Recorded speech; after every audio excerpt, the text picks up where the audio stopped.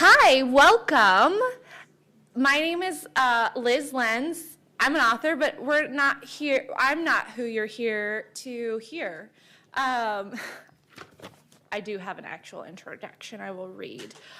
You are here to hear Kristen Roupenian read, and we're all so excited. But first off, let me give you a welcome to the 2023 Iowa City Book Festival, presented by the Iowa City UNESCO City of Literature. We'd like to thank the sponsors and partners that have made this event possible: the City of Iowa City, the University of Iowa, the Iowa City Public Library, Prairie Lights, Iowa Public Radio, the Graduate Hotel, and Think Iowa City.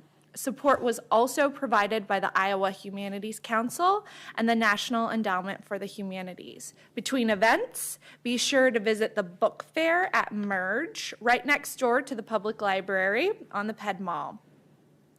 The vast majority of book festival events are offered without charge, but they are not free. Please consider donating to the City of Literature by visiting iowacitybbookfestival.org and clicking on support. Also, we do actually want your feedback. We mean that. Please visit iowacitybbookfestival.org to scan the QR code on the poster near the doors and fill out a brief attendee survey. And now, with all that business taken care of, today we will hear from author Kristen Roupenian. Kristen Roupenian holds a PhD in English from Harvard, an MFA from the Helen Zell Writers Program at the University of Michigan, and a BA from Barnard College. She is the author of the short story Cat Person, which was published in The New Yorker. She will read from her short story collection Cat Person, and this reading is presented in partnership with ReFocus Film Festival. And after Kristen does some readings, she will answer some questions. So start thinking, prepare yourselves to speak out loud, you Midwesterners, and I will have a mic and I will walk around with the mic, but start emotionally preparing yourselves now. And then please join me in welcoming Kristen Roupenian.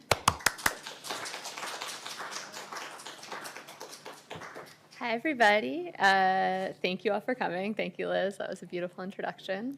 I'm very happy to be here. It's my first time in Iowa. I'm going to read from my short story collection, but I guess I thought I'd set the scene a little bit first. So when I wrote the story that I'm about to read from, it was 2016-17. I was a graduate student at the University of Michigan. I was a little older. I was in my mid-30s. I've been writing for a while. But I wrote stories that were kind of in the middle between genre, like horror fiction and realist stories, kind of neither one thing or the other. I'd been struggling for a while. I felt misunderstood in my MFA the way every writer should feel. And it had I had just finished my last round of classes. And I thought, wow, now I can write whatever the hell I want, without any feedback or needing to meet any expectations. And the story I started writing kind of came out of me very quickly. I didn't know how it was going to end when I started it. And it ended up being the first realist short story I'd pretty much ever written. Realist, I mean, didn't have any monsters in it, didn't have any murder, spoiler alert. It was strange. And I sent it I'd gotten a literary agent on the strength of just a few small things I'd written, and she was willing to take me on and send it out, which people don't often do if you don't have a novel. And she sent it out to a bunch of literary magazines, all of which rejected it, except for The New Yorker, which held on to it for maybe 6 months.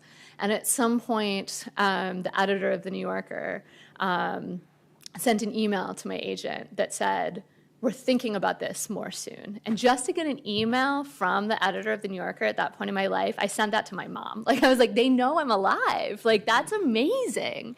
And then 3 more months maybe went by, and they accepted the story. There's a story called Cat Person. It was my first.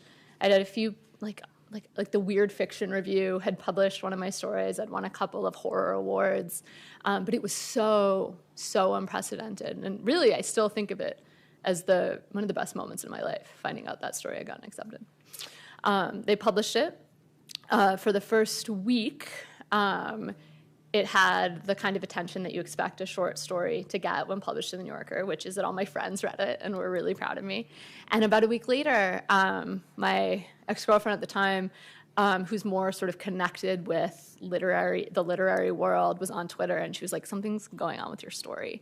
And what was going on was that it had gone viral. And it was something else. I mean, it was just like 3 days, but for 3 days, it felt like every person I'd ever met, people I ran into in the street, everyone was reading that story. The story is, I would say, 1/3 a very uncomfortable sex scene, and the conversation around the story got swept up. That was also around Me Too, so it was just really a flashpoint for a whole bunch of conversations and a whole lot of very overwhelming attention. But it was great in that I sold my collection. I was a writer after that, which was fantastic.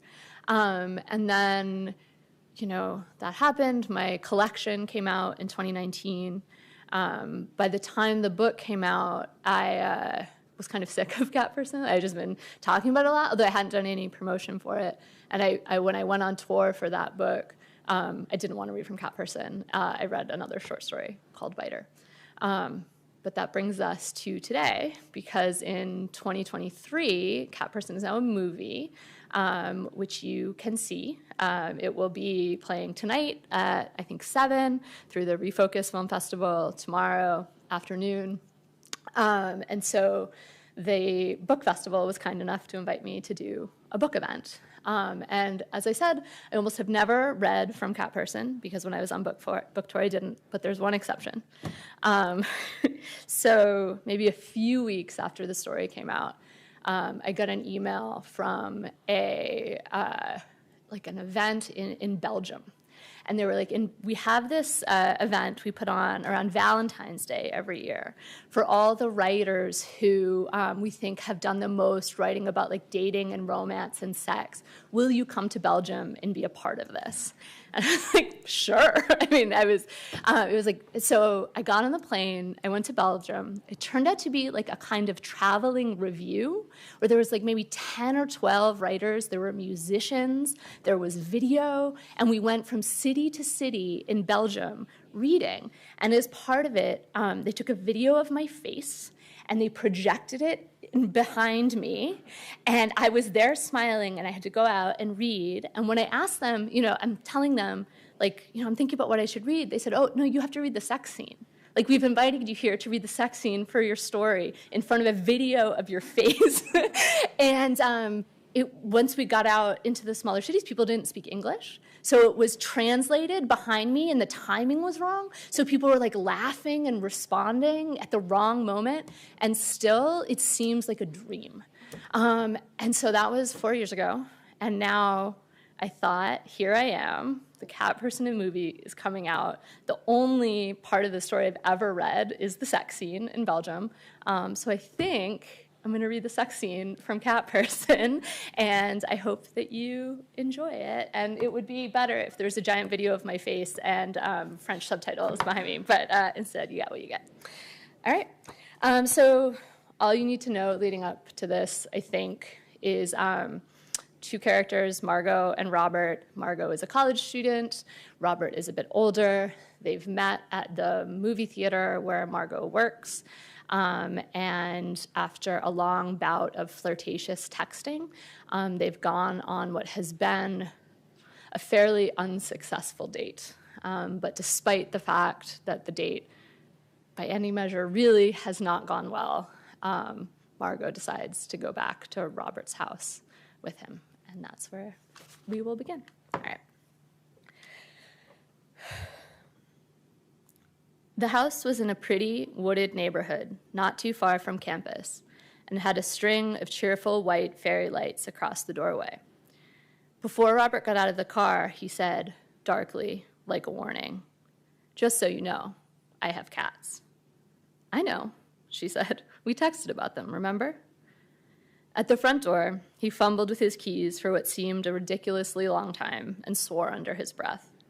She rubbed his back to try and keep the mood going, but that seemed to fluster her even more, so she stopped.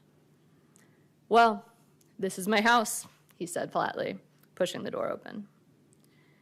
The room they were in was dimly lit and full of objects, all of which, as her eyes adjusted, resolved into familiarity. He had 2 large, full bookcases, a shelf of vinyl records, a collection of board games, and a lot of art, or at least posters that had been hung in frames instead of being tacked or taped to the wall. "I like it," she said truthfully, and as she did, she identified the emotion she was feeling as relief. It occurred to her that she'd never gone to someone's house to have sex before. Because she dated only guys her age, there had always been some element of sneaking around to avoid roommates. It was new and a little frightening to be so completely on someone else's turf, and the fact that Robert's house gave evidence of his having interests that she shared, if only in their broadest categories, art, games, book, music, struck her as a reassuring endorsement of her choice. As she thought this, she saw that Robert was watching her closely, observing the impression the room had made. And as though fear wasn't quite ready to release its hold on her, she had the brief, wild idea that maybe this was not a room at all, but a trap meant to lure her into the false belief that Robert was a normal person, a person like her, when in fact all the other rooms in the house were empty or full of horrors, corpses or kidnap victims or chains. But then he was kissing her, throwing her bag and their coats on the couch and ushering her into the bedroom, groping her ass and pawing at her chest with the avid clumsiness of that first kiss. The bedroom wasn't empty, though it was emptier than the living room. He didn't have a bed frame, just a mattress and a box spring on the floor. There was a bottle of whiskey on his dresser, and he took a swig from it, then handed it to her and kneeled down and opened his laptop, an action that confused her until she understood that he was putting on music. Margot sat on the bed while Robert took off his shirt and buckled his pants, pulling them down to his ankles before realizing that he was still wearing his shoes and then bending over to untie them. Looking at him like that, so awkwardly bent, his belly thick and soft and covered with hair, Margot thought, oh no.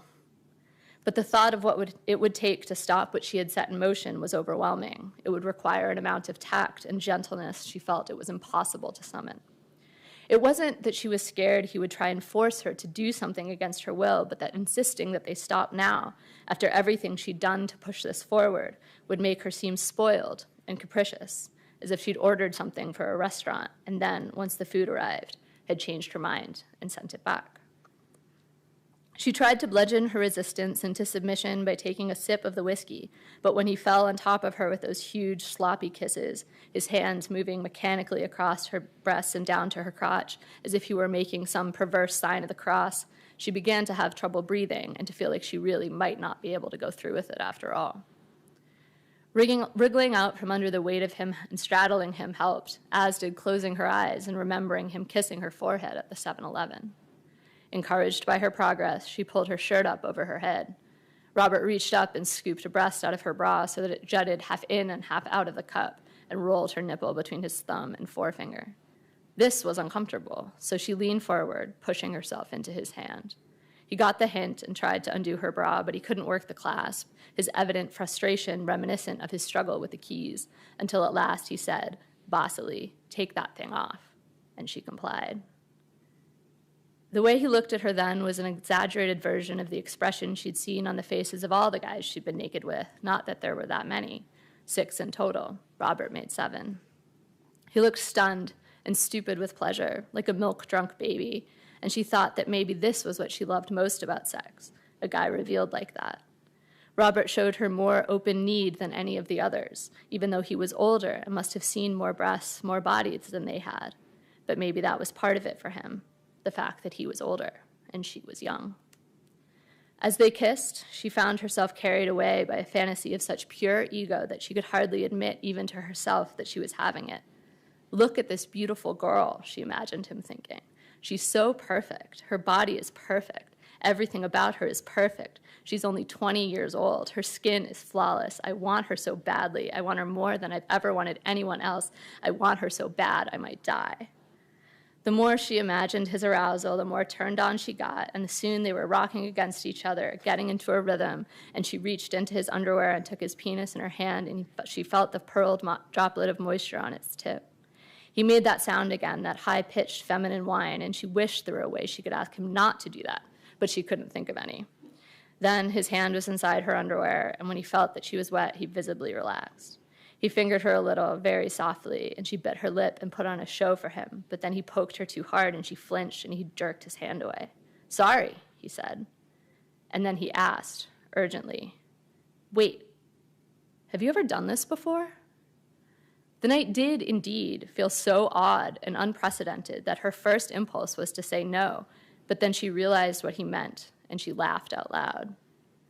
She didn't mean to laugh. She knew well enough already that while Robert might enjoy being the subject of gentle, flirtatious teasing, he was not a person who would enjoy being laughed at, not at all. But she couldn't help it. Losing her virginity had been a long, drawn-out affair, preceded by several months' worth of intense discussion with her boyfriend of 2 years, plus a visit to the gynecologist and a horrifically embarrassing, but ultimately incredibly meaningful conversation with her mom, who, in the end, had not only reserved her a room at a bed and breakfast, but, after the event, had written her a card. The idea that instead of that whole involved emotional process, she might have instead watched a pretentious Holocaust movie, drunk 3 beers, and then gone to some random house to lose her virginity to a guy she'd met at a movie theater was so funny that suddenly she couldn't stop laughing, although the laughter had a slightly hysterical edge. "I'm sorry," Robert said coldly. "I didn't know." Abruptly, she stopped giggling. "No, it was nice of you to check," she said. "I've had sex before, though. I'm sorry I laughed." "You don't need to apologize," he said, but she could tell by his face, as well as the fact that he was going soft beneath her, that she did. "I'm sorry," she said again, reflexively, and then, in a burst of inspiration, "I guess I'm just nervous or something?" He narrowed his eyes at her as though suspicious of this claim, but it seemed to placate him. "You don't have to be nervous," he said. "We'll take it slow." "Yeah, right," she thought, and then he was on top of her again, kissing her and weighing her down, and she knew that her last chance of enjoying this encounter had disappeared, but that she would carry through with it until it was over. When Robert was naked, rolling a condom onto a dick that was only half visible beneath the hairy shelf of his belly, she felt a wave of revulsion that she thought might actually break through her sense of pinned stasis. But then he shoved his finger in her again, not at all gently this time, and she imagined herself from above, naked and spread-eagled with this fat old man's finger inside her, and her revulsion turned to self-disgust and a humiliation that was a kind of perverse cousin to arousal.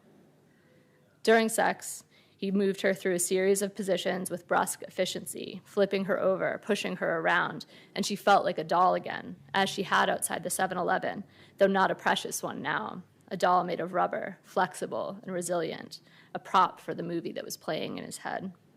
When she was on top, he slapped her thigh and said, yeah, you like that," with an intonation that made it impossible to tell whether he meant it as a question, an observation, or an order. And when he turned her over, he growled in her ear, "I always wanted to fuck a girl with nice tits," and she had to smother her face in the pillow to keep from laughing again.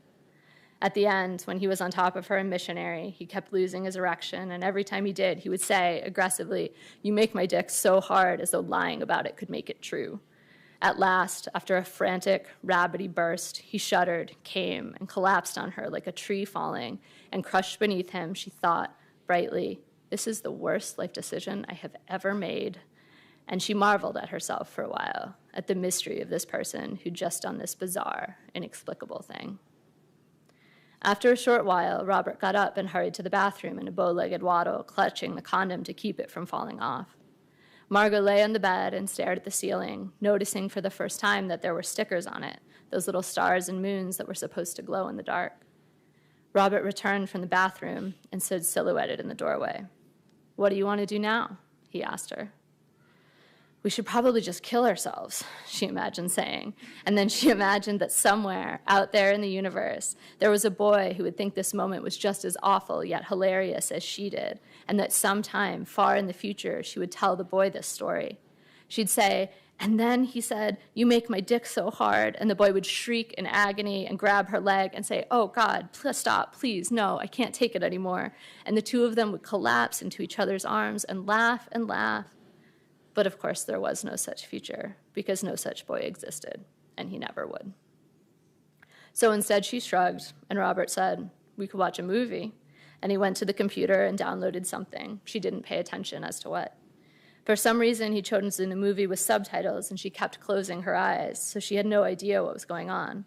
The whole time, she was stroking her hair and trailing light kisses down her shoulder, as if he'd forgotten that 10 minutes ago he'd thrown her around as if they were in a porno and growled, "I always wanted to fuck a girl with nice tits," in her ear. And then, out of nowhere, he started talking about his feelings for her.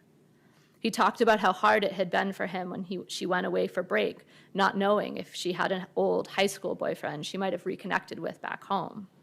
During those 2 weeks, it turned out, an entire secret drama had played out in his head, one in which she'd left campus committed to him, to Robert, but at home had been drawn back to the high school guy who, in Robert's mind, was some kind of brutish, handsome jock, not worthy of her, but nonetheless seductive by virtue of his position at the top of the hierarchy back home in Saline. "I was so worried you might, make a bad decision and things would be different when you got back," he said, "but I should have trusted you." "My high school boyfriend is gay," Margot imagined telling him. "We were pretty sure of it in high school, but after a year of sleeping around at college, he's definitely figured it out. In fact, he's not even 100% positive that he identifies as a man anymore. We spent a lot of time over break talking about what it would mean for him to come out as non-binary, so sex with him wasn't going to happen, and you could have asked me about that if you were worried. You could have asked me about a lot of things." But she didn't say any of that. She just lay silently, emanating a black, hateful aura, until finally Robert trailed off. "Are you still awake?" he asked, and she said yes, and he said, "Is everything okay?" "How old are you exactly?" she asked him. "I'm 34, he said. "Is that a problem?" She could sense him in the dark beside her, vibrating with fear. "No," she said. "It's fine." "Good," he said. "It was something I wanted to bring up with you, but I didn't know how you'd take it." He rolled over and kissed her forehead, and she felt like a slug he'd poured salt on, disintegrating under that kiss. She looked at the clock. It was nearly 3 a.m. "I should go home, probably," she said. "Really?" he said. "But I thought you'd stay over. I make great scrambled eggs." "Thanks," she said, sliding into her leggings. "But I can't. My roommate would be worried, so." "Gotta go back to the dorm room," he said, voice dripping with sarcasm. "Yup," she said, "since that's where I live." The drive was endless. The snow had turned to rain. They didn't talk. Eventually, Robert switched the radio to late-night NPR. Margot recalled how, when they first got onto the highway to go to the movie, she imagined that Robert might murder her, and she thought, maybe he'll murder me now. He didn't murder her. He drove her to her dorm. "I had a really nice time tonight," he said, unbuckling his seatbelt. "Thanks," she said. She clutched her bag in her hands. "Me too." "I'm so glad we finally got to go on a date," he said. "A date," she said to her imaginary boyfriend. "He called that a date." And they both just laughed and laughed. "You're welcome," she said. She reached for the door handle. "Thanks for the movie and stuff." "Wait," he said, and grabbed her arm. "Come here." He dragged her back, wrapped his arms around her, and pushed his tongue down her throat one last time. "Oh my God, when will it end?" she asked the imaginary boyfriend. But the imaginary boyfriend didn't answer her. "Good night," she said, and then she opened the door and escaped. By the time she got to her room, she already had a text from him. No words, just hearts and faces with heart eyes, and, for some reason, a dolphin. I'm going to stop there. Thank you.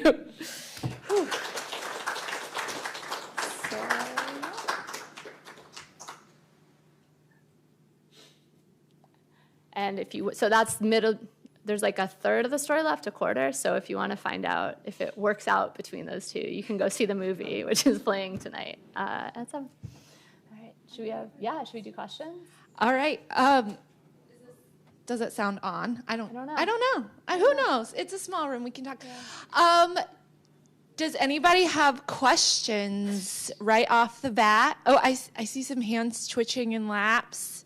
Be bold, be brave. If not, I've got 50 million. Yes. Hi. Hi. I'm curious about because you're so sort of identified with this story, and you've avoided reading it for so long, which I totally get. how does it feel to like sort of go back to it now, like reading it now? Is there a mix of emotions, sort of? Yeah, I probably hadn't reread the story in at least a year or two before today. And I was going back, and one thing is just you see all the flaws. Like I saw logical inconsistency at one point. It's like so tiny, but at one point she says like she always has to sneak around to have sex, but then she also says her mom reserved her a room in a bed and breakfast to lose her virginity. And I was like, that's a continuity error. How did I miss that after, so you just see it more clearly. But yeah, I feel an affection like it's a prodigal son kind of chat. You know what I mean? Like it really changed my life. It felt so personal to me when I wrote it and then had this whole different life. And I feel a kind of strange affection for it. But I still, every time I read it, there's a part of me that's like, who wrote that? Like whose voice is this? So yeah, I guess I'm still kind of working it out. But thank you. Thanks for that question. Any other questions? Or Liz, did you want to ask it? Yeah, I have a question. So we were talking before about screenwriting, and you have a movie based on this short story, but you did not write the screenplay at all. Can you talk about that decision and what it was like? Sure. So as I said, the story had a very strange life. When it was published in the New Yorker, and then it went viral. Well, so first, when it was accepted, my agent at the time, we were signing the contract, and she said something like, this is a great contract, this is huge for you and your career. The one thing is that, like, actually the movie clause is quite restrictive. And at that point, we just laughed, because it was like, who could imagine this story that takes place entirely in this young woman's head, like nothing really happens, becoming a movie. But then, after it went viral, they decided to exercise the option for the movie. And so I really didn't have any choice about it. They were like, this is going to be a movie, and here we go, and here's your deal, and that was fine. Because at that point, too, at one point, I think they asked, maybe I'm dreaming this, but I'm pretty sure they asked, like, if I wanted to write the screenplay. And I said, no, like, I can't. A, I don't think I'm the right person, because I wouldn't be able to get the distance from it.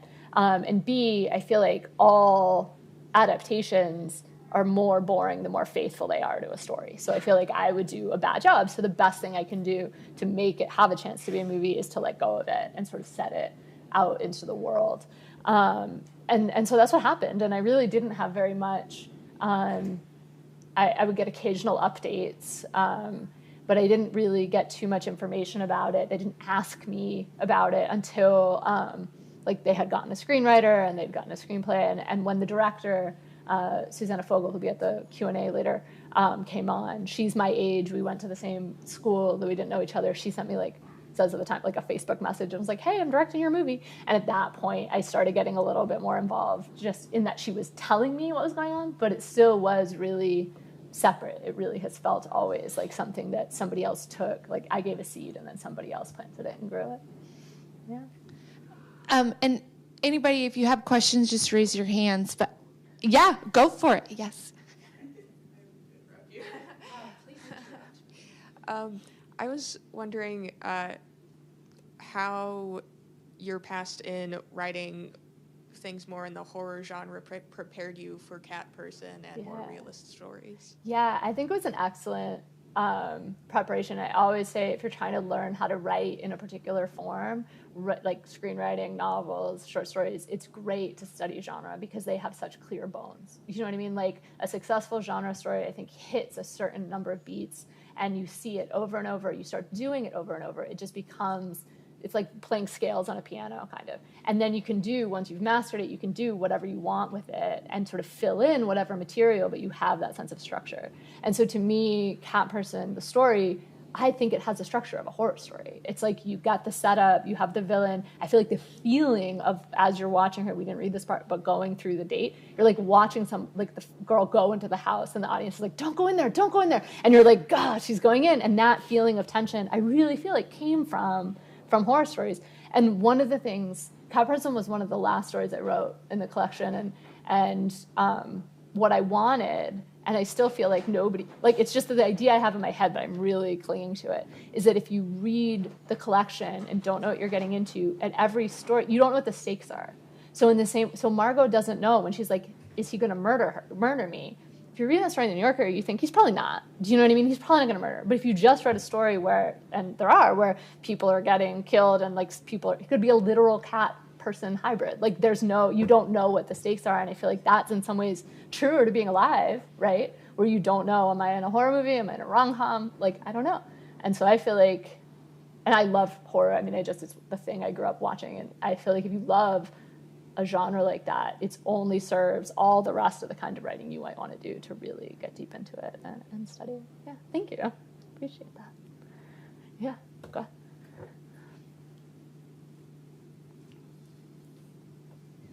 You mentioned when you reread the story, finding some inconsistencies with time. Yeah. Do you ever feel as an author that you're 100% happy with something you've read, or do you always feel the need to edit something? I have a beautiful kind of postpartum feeling when I finish a story that it's perfect and no one needs to touch it and nothing will ever change. It's the best story that's ever been written. And I feel that way for a couple days and sometimes for longer. But it's this glow that's kind of blinding. Like I can't look at it. And I don't want to because I don't want to know that I'm wrong, you know? And then after that, I start to see all the problems, but it's hard. I feel like I'm still, I keep going back to this, but I don't know, and this is a thing I need to learn to get better as a writer, and I do now do screenwriting, which involves many more iterations of revisions and different people giving you notes, and you write it again. I've started to feel like my screenplays get better. There is a part of me that feels like my stories only get worse the more I revise them. I don't think that is true, but just because I'm starting to see more and more of the problems, I'm trying to fix those, and the closer I look, the more problems arise. So it's a real dilemma. But no, I don't think anything is perfect, which is why I mostly don't. Once things are out in the world and you can't change them, I don't want to think about them, really. Like, I like them to just go and have the life they're meant to live, imperfect as they are, you know. Yeah, any other questions? Or... So you mentioned that you're doing other screenwriting, and it's a lot more collaborative than just sitting in your house or your space writing a short story.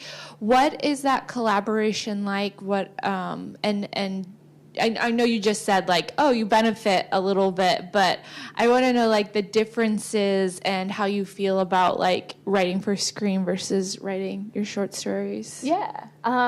There's a part of me that feels that screenwriting is just fiction writing with all the like boring parts taken out. Like you don't have to describe the sky. Like everybody knows what the sky looks like. You just let it be, you know. I love story. I love plot, and screenwriting is so focused on that it feels really joyful and fun. Writing fiction feels joyful and fun when you get into it, but there's just so much that's also really hard and kind of grueling. So I like that. I've only done 2 original projects in screenwriting, one of which I had some great collaborations. It was a movie, they actually made it, it was a movie called Bodies, Bodies, Bodies. It came out last year.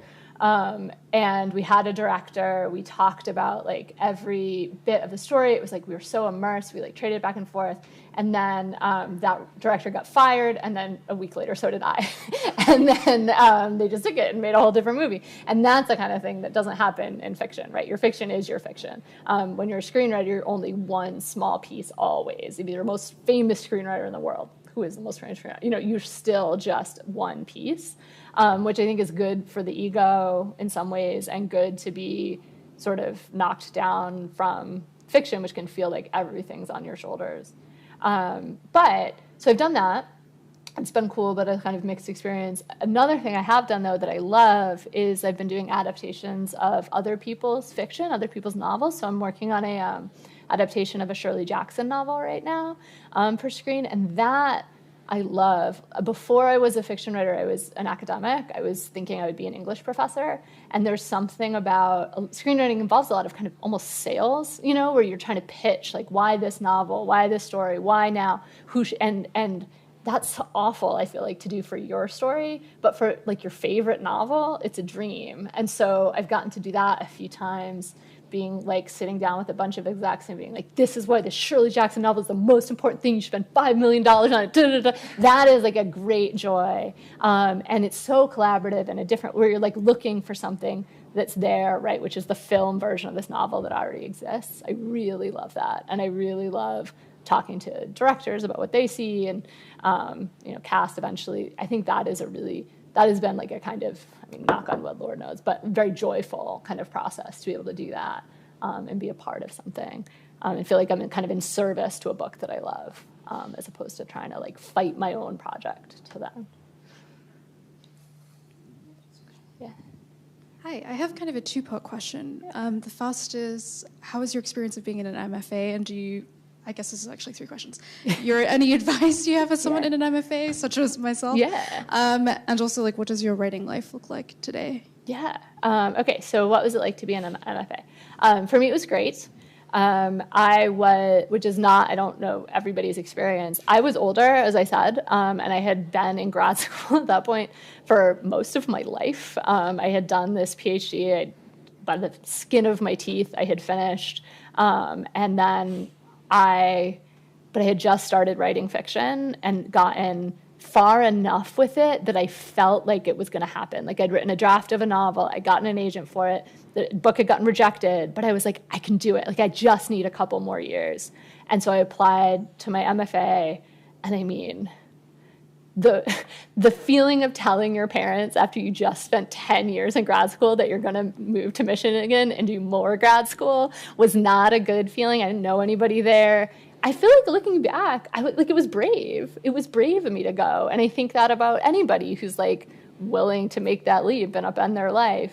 But when I got there, I felt like, in a way I didn't feel when I started my graduate degree in English, like I'm an adult. I know I am here. Like the professors sometimes didn't like my stuff. I wasn't there to hear whether they thought I was a writer because I was old enough and further enough in that I was like, fuck you. If you don't like my monsters, you don't know how to read my story. Like, which is not, I don't think, how most people come into the MFA. And I feel lucky that I had that experience. And I think for you, I mean, who knows? Advice is hard to give. But I think to the extent that you can remember that, do you know what I mean? I think it's so hard. School is just so set up to be like, here are the people on top stamping their approval of the people at the bottom and like telling them who they are. And that's not how it's supposed to be. And in a good program, it won't feel like that. But I think you need a lot of ego strength to not think that you're there to find out from somebody else if you're a writer or not, but you're not there for that. You know what I mean? You're there to write and to, have health insurance for another 2 years and read as many books as you can. And if you can look at it that way, I think it will pay off. And many of my friends who are younger and, weren't necessarily where I was when I did the MFA, I think are really glad that they did them. I think it's just a little bit harder sometimes in the moment to feel what you're getting out of it. It might be clearer 5 or 10 years later. And then 3 questions. Your writing life. Yeah. It's really chaotic. It's been, this was 5 years ago this story came out.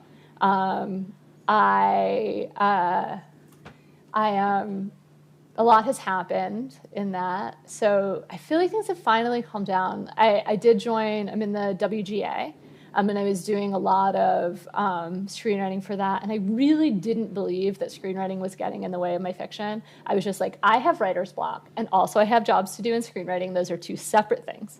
And then we went on strike, and screenwriting stopped. And I wrote a draft of a novel over the summer, and I was like, maybe they were connected. And so I feel like I have a writing practice more than I have in a really long time. But it's still hard. I mean, I think everybody says this about a second book. It's just like you write the first one in the privacy of your brain for you. Do you know? Like nobody cares about it in the way that you care about it, that first book. And then the second book is just being like, it's like trying to do something it's like that weird dream. It's like your face is behind you and there's an audience of people and they're laughing and they don't at the wrong time. It's just like, I feel like a lot of it for me is just trying to remember why I did it and to get back that feeling of kind of emotional privacy that makes you be able to write something that feels like it matters. So that's what I do every day. I wake up and I'm like, why do I do this? And I spend 2 to 3 hours thinking about it. And then if I'm lucky, I write something for a couple hours. yeah, thank you for all of those questions. I kind of have another one, and it fits into what you're talking about between like the performance of being a writer and then the practice of being a writer, because you have a really unique situation in that you wrote a short story that people read. It's funny because people don't really read short stories outside of Iowa City. Everybody here reads short stories, but in Cedar Rapids, where I'm from, we don't read short stories. I'm not kidding. But you had this experience of like, you know, the writing practice is such that like people just write away in their little rooms and nobody pays attention. You just pray somebody pays attention. And people really paid attention in a way that probably was shocking and upsetting. But so there's this like performance of you being a writer, reading this sex scene, right? Having your face out there. But there's also that practice, and you're talking about like the second book, like how do you be that person who did all these other things, but also still be the person who sits and writes. Do you understand what I'm asking a little bit? This is a very selfish question for me personally, but how are you navigating that space between that performance of being this person and then still writing successessly? Yeah, I mean, I think part of it is just time. I feel like the thing about virality, and everybody's gonna have this experience. You should all get ready. You're gonna go viral, right? And it's this outsized thing for 48 hours. There's too many eyes looking at you. The human mind was not created to have a million people thinking about them all at once, right? I genuinely feel like some part of me broke under it, and I've spent the last 5 years kind of putting it back together. But it does end. Like, that's the thing. It's like time just goes by, and then you're back to the size that you are, you know? And I think I sometimes wonder, like, that story Get Into New Yorker, like I said, was the biggest thing that had ever happened to me. If that was all that had happened, I bet I would have written my novel by now, you know? Like, I bet I would have a teaching job somewhere, and I would care so much about trying to get people to read it. And instead, I had this inverse experience where people cared, like you said, so much, but sometimes it feels not exactly about me or exactly about my story or exactly about anything. It was just this other, it was like lightning struck slightly to my left, you know? But I feel like, so that was a weird way for it to happen, but it's probably true of everyone, right? Like, it's a performance. It comes, it goes. You can't control it. If I thought I could, I would lose my mind. If I had to sit down and be like, what can I write that will go viral next week? You know, I would die, or I'd never write anything. But instead, you're just like, this is a weird world we live in. Sometimes everyone pays attention. Sometimes they don't. The stakes are low. That's what I try to tell me. Like, it feels like such big stakes. I'm like, who cares? Who cares? It's still a short story. You just wrote it. It's a book. You read it. Like, it's fine, you know? And I think that just time and watching it kind of come and go forces you to let go of it a little bit. But I don't know, I guess we'll see. We'll see if I actually, you know, revise this novel and live my life as a writer. But yeah. I always say, I'm like, they don't all have to be winners. Like, that's like what clears my block a little sometimes. I'm just like, if I can fail. I can write stupid stuff sometimes. And what is stupid is not the same thing as what gets a ton of attention, right? Like, or sometimes it even is, sells. and that sucks. Yeah, exactly. I had my novel draft for a while was titled on my Word documents, a short bad book. I was like, just write a short bad book. It's fine. Just write it. So yeah, whatever helps. Yeah. Yeah. Other questions? Yes. I work part-time as a book editor, and I take manuscripts from people and try to fix them. Yeah. But I noticed lately that a lot of people are afraid of humor. When I suggest, you know, this is a really funny scene, but you haven't made it a funny scene, they back away. Yeah. And I noticed your stuff is hilarious. Thank you. So I wonder how you feel about that sort of, can humor be taken seriously? Oh, yeah. I mean, don't be afraid of it. No, I think that's great advice. And I mean, I mentioned Shirley Jackson. I feel like she's a writer. she wrote like The Haunting of Hill House, if you guys ever, but like who were funny and scary are the same. I think they're the same feeling. They're the same tension. They're the same release. Like, and then you laugh or you scream or whatever. Like, it's just, it's so key. And it's really funny because I think everything I write is hilarious. And that's why I'm writing it, and I'm like, it's like I'm cackling. It's like kind of evil. And then sometimes you put something out there, and I would say like people read it really differently. Like, I don't feel like people who read Cat Person, a lot of them didn't think it was that funny. And I was like up there being like, it is a serious story also, but like it's a very serious story, but very serious topics. Nobody's, laughing here, but we are. And so, yeah, I mean, I think that said, I was talking to a director, speaking of, who wrote one of the funniest, darkest movies I've ever seen. It's a movie called Cheap Thrills. And he was saying how he had to forget it was funny. He was like, I have to take this I have to be so deadpan and just take this absurd premise and write it as though it's the most serious thing I've ever done. And I do feel like sometimes some humor comes from that, right? Like that, just looking right at it and being like, other people might laugh, but this is my story. I take it seriously, But how you edit someone into being funny, I don't know, or convince someone something's funny if it isn't. But anyway, thank you for the question. Any others, or shall we? Oh, yeah. Hi. So you said that you didn't have involvement with the making of the movie. I feel like as a writer, I like to divorce myself from my work too, but that seems like a divorce on like a totally new level. So I'm curious about how you felt about the movie, and also just how it feels to have your work in a completely new life. Yeah, I have had a lot of really. I mean, if you go to the watch, I'm here to pitch it. So go see the movie. I don't want to spoil it. I don't want to say too much that would ruin the experience. I find it a very intense movie to watch. I think it's very funny. I think Susanna, the director, has an amazing sense of humor, and there are some jokes that land so hard. When I finish watching, I've seen that movie 3 times, I want to throw up. And I mean that as a compliment. And I genuinely don't know whether it has something to do with my closest to material, where they take the story, how intimate it feels to me to have like stuff up there on a huge screen, or how much it is genuinely capturing this other. I think it's doing it on purpose, right? I don't know if everyone will respond that way, but because of that, because I have this kind of visceral response to it, it is hard for me to like. Sometimes I remember at some point Susanna was like, what do you think about like this beat? Should it land here? And I was like, I can't. Like, I don't know. I cannot be this close to it. There are choices they made, and everybody involved in this that I wouldn't have made, I feel sometimes a thing I don't want, although I can't control how people respond to things, so I need to let go, is for people to be like, oh, this is the true story of Cat Person. Oh, because there's a lot that's left unresolved in the story. Like, in the story, you don't know whether this guy has cats or not. Like, in the movie, they tell you. And I'm like, that's the choice the movie made, but it is not canon that, like, Robert has cats. Like, that's not, it's hard for me sometimes. I think I can let it go, but then you hear people, also, this is a phenomenon when you start to have a public persona at all. People like, Kristen Roupenian thinks. Kristen Roupenian is, I'm like, excuse me, I do not. You do not know what I think.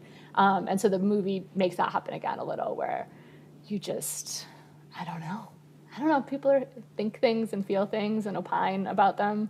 And it's very hard to let it go. But I think the movie does interesting things that the story doesn't actually, and that the story can't because of the different medium. And I think that's cool. And I think it would be fairer to the movie if people would try and watch it not as just a continuation or explication of the story, but as this other different and quite strange and dark thing.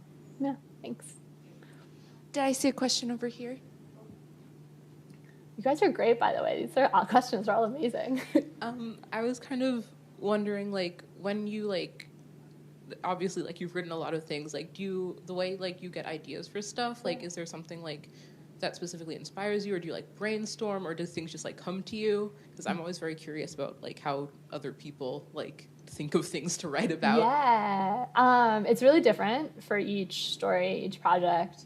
I can say, like, I remember one time, this didn't even turn into a thing, like, it's always different. So one time I remember I was watching the film trailer for the movie Crimson Peak, and it looked so good, and I was like, I want to see that movie, I want to see it right now, and it, like, wasn't coming out. And so I was, like, daydreaming what the movie would be, and I feel like by the end of that, I had a story idea, you know?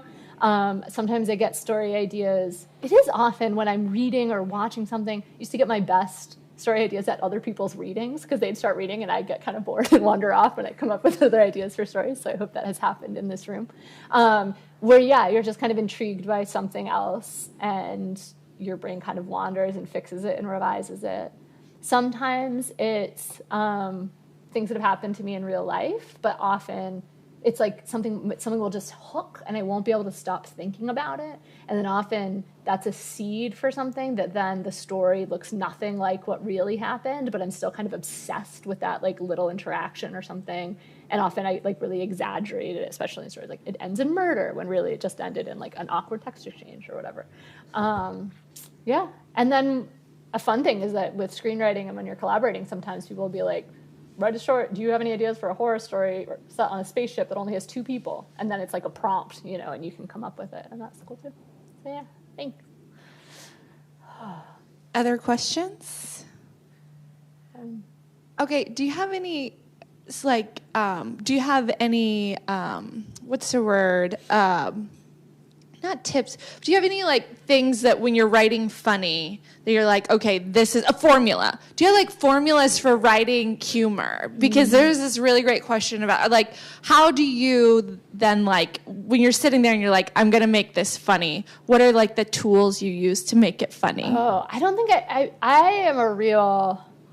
I was in a panel last night, and one of the screenwriters was talking about how he has, like, his id and his inner child, and then his superego, who kind of can organize things and keep things together. And I was like, I really need to hire a superego. Like, I really need to find, like, to have a little bit more conscious control over my process. But for me, I will never sit down and be like, this scene needs to be funnier. And in fact, in screenwriting, when you will get a note like that, I don't know how to do it. I'm like, if I knew how to make it funny, I would have in the first place. But I think what I do know is when something it's just paying a lot of attention internally to how I'm responding. I feel like it's like a little spark, and you're like, so for me, like, a funny scene will grow out of a funny line. And if a line makes me go, then it's like I write into that feeling and I expand that scene, and I'm checking in with myself all the time. Do I think this is funny?